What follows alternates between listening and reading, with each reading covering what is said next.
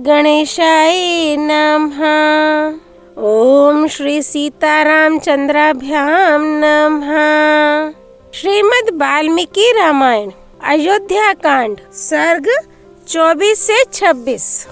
सर्ग 24। विलाप करती हुई कौशल्या का श्री राम से अपने को भी साथ ले चलने के लिए आग्रह करना तथा पति की सेवा ही नारी का धर्म है, यह बताकर श्री राम का उन्हें रोकना और वन जाने के लिए उनकी अनुमति प्राप्त करना।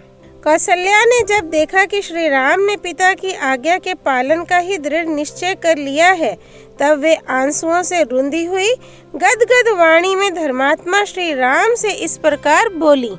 हाय, जिसने जीवन में कभी दुख नहीं देखा है, जो समस्त प्राणियों से सदा प्रिय वचन बोलता है, जिसका जन्म महाराज दशरथ से मेरे द्वारा हुआ है, वह मेरा धर्मात्मा पुत्र उच्च वृत्ति से खेत में गिरे हुए अनाज के एक एक दाने को बीन कर कैसे जीवन निर्वाह कर सकेगा। जिनके भृत्य और दास भी शुद्ध स्वादिष्ट अन्न खाते हैं, वे ही श्री राम वन में फल मूल का आहार कैसे करेंगे। जो सद्गुण संपन्न और महाराज दशरथ के प्रिय हैं, उन्हीं का कुलभूषण श्री राम को जो वनवास दिया जा रहा है, इसे सुनकर कौन इस पर विश्वास करेगा, अथवा ऐसी बात सुनकर किसको भय नहीं होगा।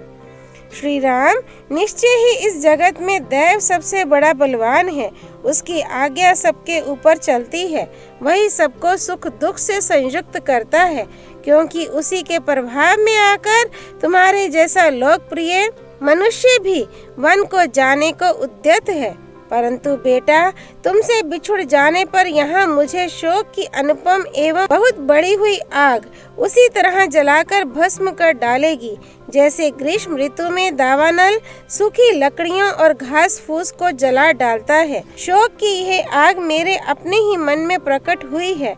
तुम्हें ना देख पाने की संभावना ही वायु बनकर इस अग्नि को उद्दीप्त कर रही है। विलाप जनित दुख ही इसमें ईंधन का काम कर रहे हैं। रोने से जो अश्रुपात होते हैं, वे ही मानो इसमें दी हुई घी की आहुति हैं। चिंता के कारण जो गरम गरम उच्छ्वास उठ रहा है, वही इसका महान धूम है। तुम दूर देश में जाकर फिर किस तरह आओगे, इस प्रकार की चिंता ही इस शोकाग्नि को जन्म दे रही है। सांस लेने का जो प्रयत्न है, उसी से इस आग की प्रति क्षण वृद्धि हो रही है। तुम ही इसे बुझाने के लिए जल हो। तुम्हारे बिना यह आग मुझे अधिक सुखाकर जला डालेगी। वत्स, धेनु आगे जाते हुए अपने बछड़े के पीछे पीछे कैसे चली जाती है, उसी प्रकार मैं भी तुम जहाँ भी जाओगे तुम्हारे पीछे पीछे चली चलूंगी। माता कौशल्या ने जैसे जो कुछ कहा, उस वचन को सुनकर पुरुषोत्तम श्री राम ने अत्यंत दुख में डूबी हुई अपनी माँ से पुनः इस प्रकार कहा। माँ, कैकेयी ने राजा के साथ धोखा किया है। इधर मैं वन को चला जा रहा हूँ। इस दशा में यदि तुम भी उनका परित्याग कर दोगी, तो निश्चय ही वे जीवित नहीं रह सकेंगे। पति का परित्याग नारी के लिए बड़ा ही क्रूरतापूर्ण कर्म है। सत्पुरुषों ने इसकी बड़ी निंदा की है, अतः तुम्हें तो ऐसी बात कभी मन में भी नहीं लानी चाहिए। मेरे पिता का कुलभूषण महाराज दशरथ जब तक जीवित हैं, तब तक तुम उन्हीं की सेवा करो। पति की सेवा ही स्त्री के लिए सनातन धर्म है। श्री राम के ऐसा कहने पर शुभ कर्मों पर दृष्टि रखने वाली देवी कौशल्या ने अत्यंत प्रसन्न होकर अनायास ही महान कर्म करने वाले श्री राम से कहा, अच्छा बेटा, ऐसा ही करूँगी। माँ के इस प्रकार स्वीकृति सूचक बात कहने पर धर्मात्माओं में श्रेष्ठ श्री राम ने अत्यंत दुख में पड़ी हुई अपनी माता से पुनः इस प्रकार कहा। माँ, पिताजी की आज्ञा का पालन करना मेरा और तुम्हारा दोनों का कर्तव्य है, क्योंकि राजा हम सब लोगों के स्वामी, श्रेष्ठ गुरु, ईश्वर एवं प्रभु हैं। इन 14 वर्षों तक मैं विशाल वन में घूम फिर कर लौट आऊंगा और बड़े प्रेम से तुम्हारी आज्ञा का पालन करता रहूंगा। उनके ऐसा कहने पर पुत्र वत्सला कौशल्या के मुख पर पुनः आंसुओं की धारा बह चली। वे उस समय अत्यंत आर्त होकर अपने प्रिय पुत्र से बोली, बेटा राम, अब मुझसे इन सोतों के बीच में नहीं रहा जाएगा। काकुत्स, यदि पिता की आज्ञा का पालन करने की इच्छा से तुमने वन में जाने का ही निश्चय किया है, तो मुझे भी वनवासिनी हरिणी की भांति वन में ही ले चलो। ये कहकर माता कौशल्या रोने लगी। उन्हें उस तरह रोती देख श्री राम भी रो पड़े और उन्हें सांत्वना देते हुए बोले, माँ, स्त्री के जीते जी उसका पति ही उसके लिए देवता और ईश्वर के समान है। महाराज तुम्हारे और मेरे दोनों के प्रभु हैं। जब तक बुद्धिमान जगदीश्वर महाराज दशरथ जीवित हैं, तब तक हमें अपने को अनाथ नहीं समझना चाहिए। भरत भी बड़े धर्मात्मा हैं। वे समस्त प्राणियों के प्रति प्रिय वचन बोलने वाले और सदा ही धर्म में तत्पर रहने वाले हैं। अतः वे तुम्हारा अनुसरण, तुम्हारी सेवा करेंगे। मेरे चले जाने पर जिस तरह भी महाराज को पुत्र शोक के कारण कोई विशेष कष्ट ना हो, तुम सावधानी के साथ वैसा ही प्रयत्न करना। कहीं ऐसा ना हो कि यह दारुण शोक इनकी जीवन लीला ही समाप्त कर डाले। जैसे भी संभव हो, तुम सदा सावधान रहकर बूढ़े महाराज के हित साधन में लगी रहना। उत्कृष्ट गुण और जाति आदि की दृष्टि से परम उत्तम तथा व्रत उपवास में तत्पर होकर भी जो नारी पति की सेवा नहीं करती है, उसे पापियों को मिलने वाली गति नरक आदि की प्राप्ति होती है। जो अन्यान्य देवताओं की वंदना और पूजा से दूर रहती है, वह नारी भी केवल पति की सेवा मात्र से उत्तम स्वर्ग लोक को प्राप्त कर लेती है। अतः नारी को चाहिए कि वह पति के प्रिय एवं हित साधन में तत्पर रहकर सदा उसकी सेवा ही करे। यही स्त्री का वेद और लोक में प्रसिद्ध नित्य सनातन धर्म है। इसी का श्रुतियों और स्मृतियों में भी वर्णन है। देवी, तुम्हें मेरी मंगल कामना से सदा अग्निहोत्र के अवसरों पर पुष्पों से देवताओं का तथा सत्कार पूर्वक ब्राह्मणों का भी पूजन करते रहना चाहिए। इस प्रकार तुम नियमित आहार करके नियमों का पालन करती हुई स्वामी की सेवा में लगी रहो और मेरे आगमन की इच्छा रखकर समय की प्रतीक्षा करो। यदि धर्मात्माओं में श्रेष्ठ महाराज जीवित रहेंगे, तो मेरे लौट आने पर तुम्हारी भी शुभ कामना पूर्ण होगी। श्री राम के ऐसा कहने पर कौशल्या के नेत्रों में आंसू छलक आए। वे पुत्र शोक से पीड़ित होकर श्री रामचंद्र जी से बोली, बेटा, मैं तुम्हारे वन में जाने के निश्चित विचार को नहीं पलट सकती। वीर, निश्चय ही काल की आज्ञा का उल्लंघन करना अत्यंत कठिन है। सामर्थ्यशाली पुत्र, अब तुम निश्चिंत होकर वन को जाओ। तुम्हारा सदा ही कल्याण हो। जब फिर तुम वन से लौट आओगे, उस समय मेरे सारे क्लेश, सब संताप दूर हो जाएंगे। बेटा, जब तुम वनवास का महान व्रत पूर्ण करके कृतार्थ एवं महान सौभाग्यशाली होकर लौट आओगे और ऐसा करके पिता के ऋण से ऋण हो जाओगे, तभी मैं उत्तम सुख की नींद सो सकूंगी। बेटा रघुनंदन, इस भूतल पर दैव की गति को समझना बहुत ही कठिन है, जो मेरी बात काटकर तुम्हें वन जाने के लिए प्रेरित कर रहा है। बेटा महाभाव, इस समय जाओ, फिर कुशल पूर्वक लौटकर सांत्वना भरे मधुर एवं मनोहर वचनों से मुझे आनंदित करना। वत्स, क्या वह समय अभी आ सकता है जबकि जटा वल्कल धारण किए वन से लौटकर आए हुए तुमको फिर देख सकूंगी। देवी कौशल्या ने जब देखा कि इस प्रकार श्री राम वनवास का दृढ़ निश्चय कर चुके हैं, तब वे परम आदर युक्त हृदय से उनको शुभ सूचक आशीर्वाद देने और उनके लिए स्वस्ति वाचन कराने की इच्छा करने लगी। श्री वाल्मीकि निर्मित आर्ष रामायण आदि काव्य के अयोध्या कांड में 24वां सर्ग पूरा हुआ। सर्ग 25। कौशल्या का श्री राम की वन यात्रा के लिए मंगल कामना पूर्वक स्वस्ति वाचन करना और श्री राम का उन्हें प्रणाम करके सीता के भवन की ओर जाना। तदनंतर उस क्लेशजनक शोक को मन से निकालकर श्री राम की मनस्विनी माता कौशल्या ने पवित्र जल से आचमन किया। फिर वे यात्रा कालिक मंगल कृत्यों का अनुष्ठान करने लगी। इसके बाद वे आशीर्वाद देती हुई बोली, रघुकुल भूषण, अब मैं तुम्हें रोक नहीं सकती। इस समय जाओ, सत्पुरुषों के मार्ग पर स्थिर रहो और शीघ्र ही वन से लौट आओ। रघुकुल सिंह, तुम नियम पूर्वक प्रसन्नता के साथ जिस धर्म का पालन करते हो वही सब ओर से तुम्हारी रक्षा करे। बेटा, देव स्थानों और मंदिरों में जाकर तुम जिनको प्रणाम करते हो वे सब देवता महर्षियों के साथ वन में तुम्हारी रक्षा करें। तुम सद्गुणों से प्रकाशित हो। बुद्धिमान विश्वामित्र जी ने तुम्हें जो जो अस्त्र दिए हैं वे सब के सब सदा सब ओर से तुम्हारी रक्षा करें। महाबाहु पुत्र, तुम पिता की शुश्रूषा, माता की सेवा तथा सत्य के पालन से सुरक्षित होकर चिरंजीवी बने रहो। नरश्रेष्ठ, समिधा, कुशा, पवित्री, वेदियां, मंदिर, ब्राह्मणों के देव पूजन संबंधी स्थान, पर्वत, वृक्ष, कुशुप, छोटी शाखा वाले वृक्ष, जलाशय, पक्षी, सर्प और सिंह वन में तुम्हारी रक्षा करें। साधे, विश्वदेव तथा महर्षियों सहित मरुदगण तुम्हारा कल्याण करें। धाता और विधाता तुम्हारे लिए मंगलकारी हों। पूषा, भग और अर्यमा तुम्हारा कल्याण करें। वे इंद्र आदि समस्त लोकपाल, छहों ऋतुएं, सभी मास, संवत्सर, रात्रि, दिन और मुहूर्त सदा तुम्हारा मंगल करें। बेटा, श्रुति, समृद्धि और धर्म भी सब ओर से तुम्हारी रक्षा करें। भगवान स्कंददेव, सोम, बृहस्पति, सप्तऋषि गण और नारद ये सभी सब ओर से तुम्हारी रक्षा करें।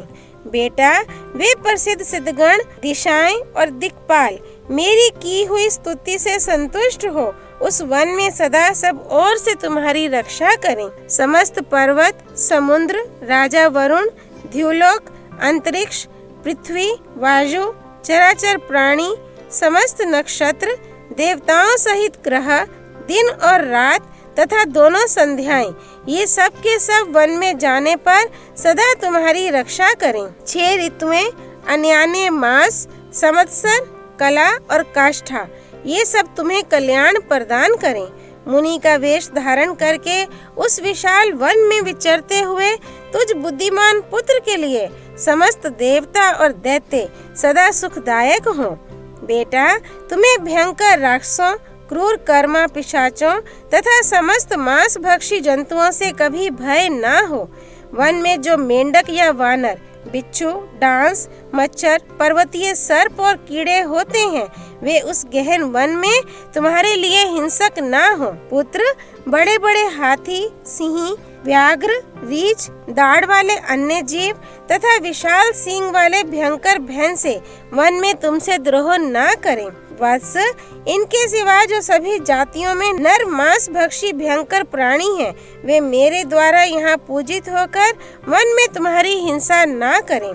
बेटा राम, सभी मार्ग तुम्हारे लिए मंगलकारी हों, तुम्हारे पराक्रम सफल हों तथा तुम्हें सब संपत्तियां प्राप्त होती रहें। तुम सकुशल यात्रा करो।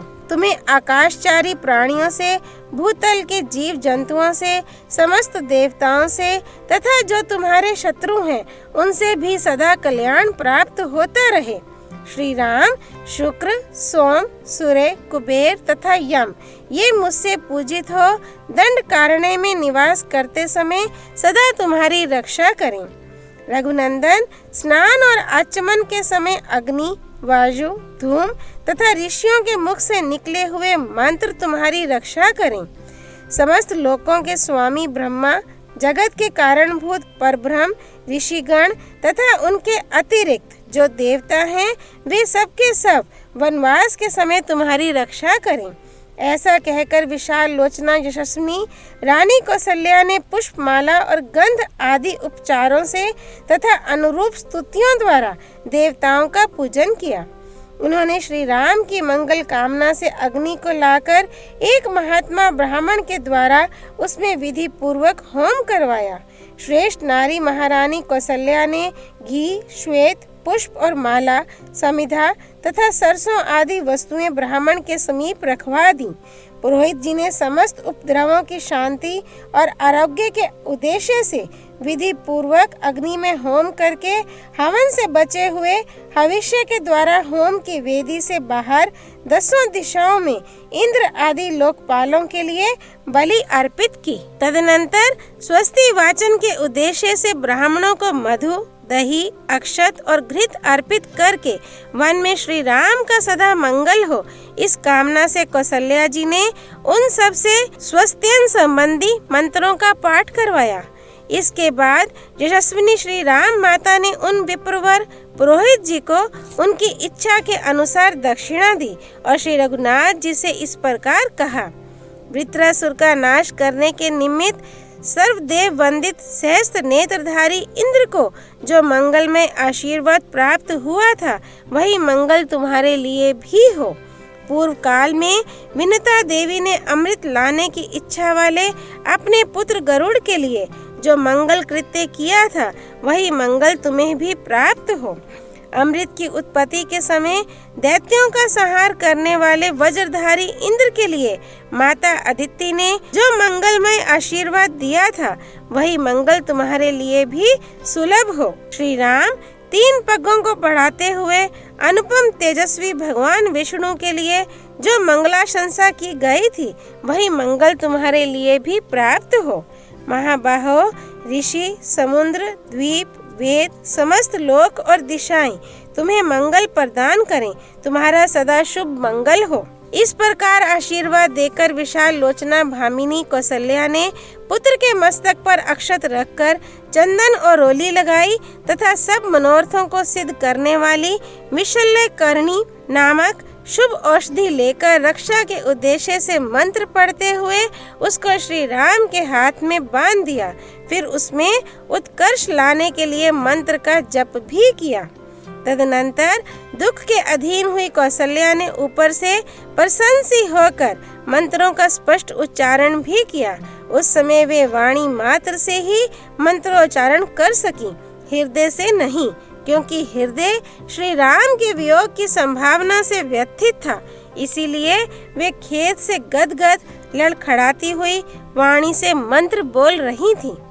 इसके बाद उनके मस्तक को कुछ झुकाकर यशस्विनी माता ने सूंघा और बेटे को हृदय से लगाकर कहा, वत्स राम, तुम सफल मनोरथ होकर सुख पूर्वक वन को जाओ। जब पूर्ण काम होकर रोग रहित सकुशल अयोध्या में लौटोगे, उस समय तुम्हें राजमार्ग पर स्थित देखकर सुखी होंगी। उस समय मेरे दुख पूर्ण संकल्प मिट जाएंगे, मुख पर हर्ष जनित उल्लास छा जाएगा और मैं वन से आए हुए तुमको पूर्णिमा की रात में उदित हुए पूर्ण चंद्रमा की भांति देखूंगी। श्री राम वनवास से यहाँ आकर पिता की प्रतिज्ञा को पूर्ण करके जब तुम राज सिंहासन पर बैठोगे, उस समय मैं पुनः प्रसन्नता पूर्वक तुम्हारा दर्शन करूंगी।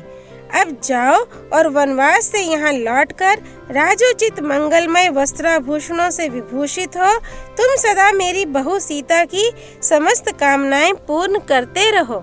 रघुनंदन, मैंने सदा जिनका पूजन और सम्मान किया है, वे शिव आदि देवता, महर्षि, भूतगण, देवोपम नाग और संपूर्ण दिशाएं, ये सब के सब वन में जाने पर चिरकाल तक तुम्हारे हित साधन की कामना करते रहें।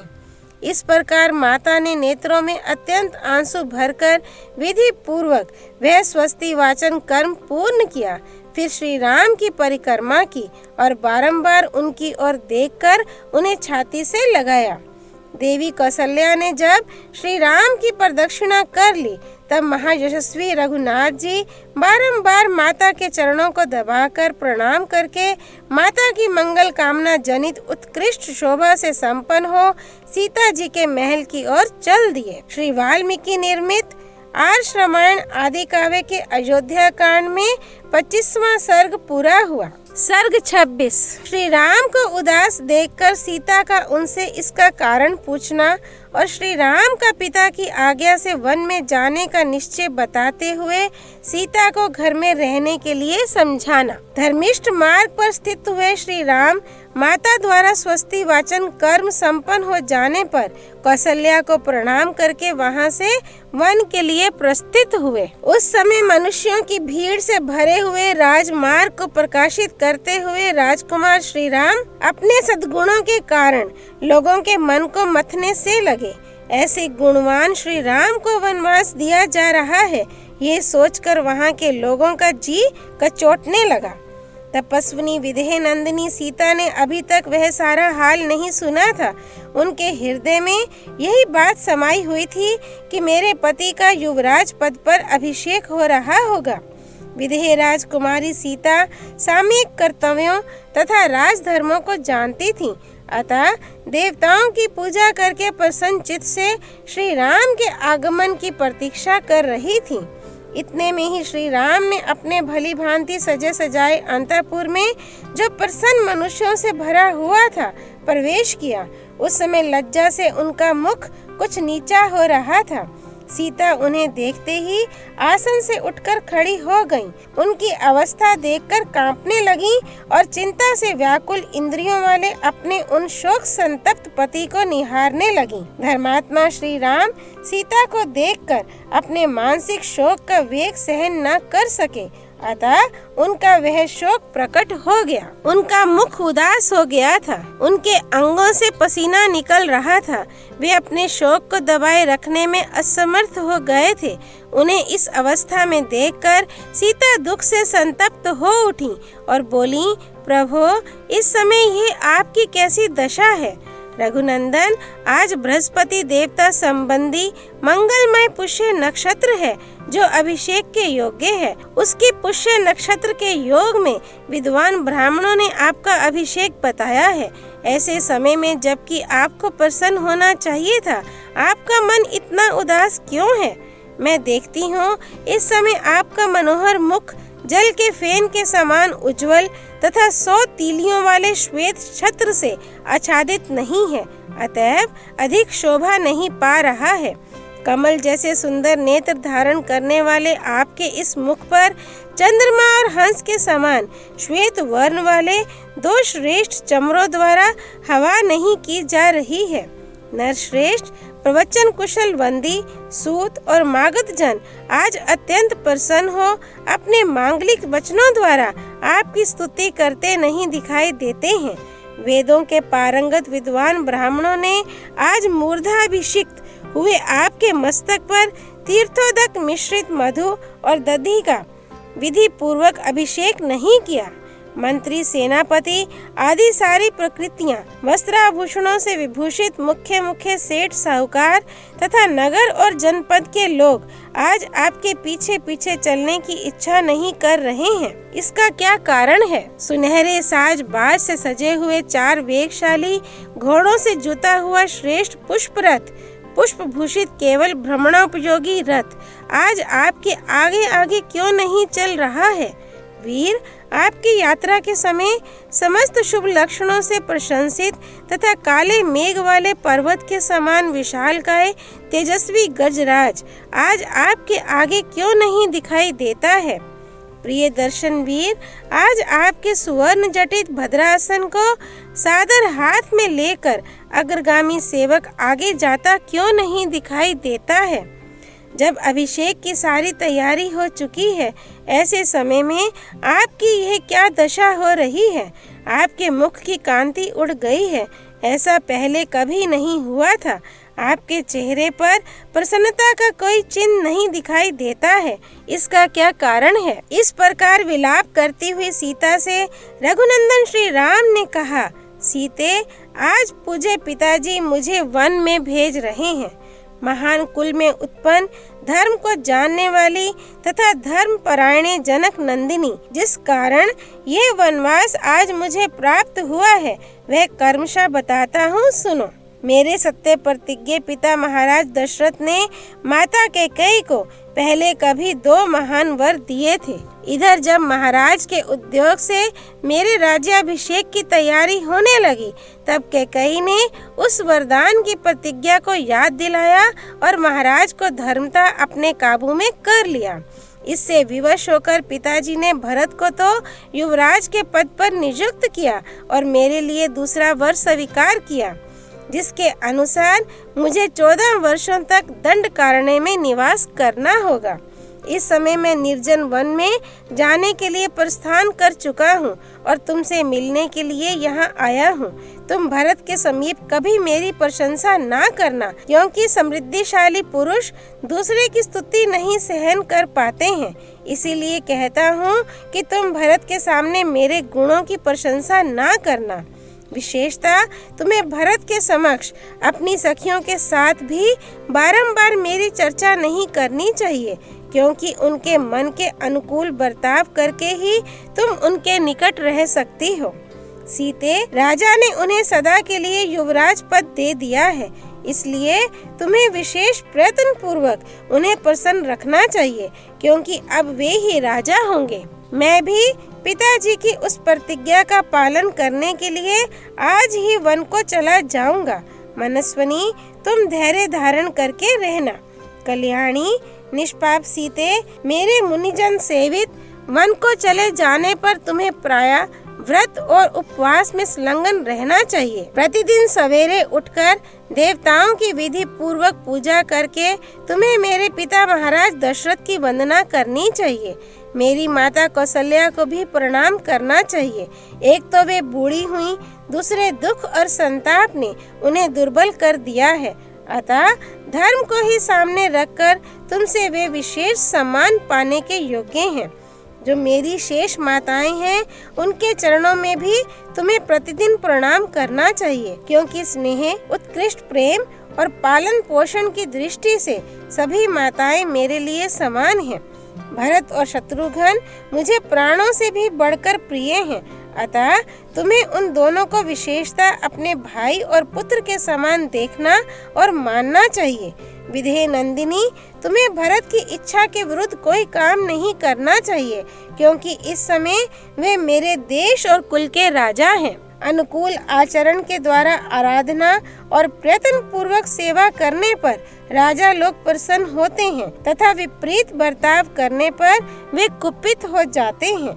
जो अहित करने वाले हैं, वे अपने औरस पुत्र ही क्यों न हो, राजा उन्हें त्याग देते हैं, और आत्मीय न होने पर भी जो सामर्थ्यवान होते हैं, उन्हें वे अपना बना लेते हैं। अतः कल्याणी, तुम राजा भरत के अनुकूल बर्ताव करती हुई धर्म एवं सत्य व्रत में तत्पर रहकर यहाँ निवास करो। प्रिय, अब मैं उस विशाल वन में चला जाऊंगा। भामिनी, तुम्हें यहीं निवास करना होगा। तुम्हारे बर्ताव से किसी को कष्ट ना हो, इसका ध्यान रखते हुए तुम्हें यहाँ मेरी इस आज्ञा का पालन करते रहना चाहिए। श्री वाल्मीकि निर्मित आश्रमायण आदि काव्य के अयोध्या कांड में 26वां सर्ग पूरा हुआ। सियापति रामचंद्र की जय। राम भक्त श्री हनुमान जी की जय। राम जन्मभूमि अयोध्यापुरी धाम की जय। सरयू नदी की जय। माँ गौरीपति भगवान शिव शंकर की जय। श्रीमद् वाल्मीकि रामायण की जय। महर्षि वाल्मीकि मुनि की जय। श्री हरि अर्पणमस्तु।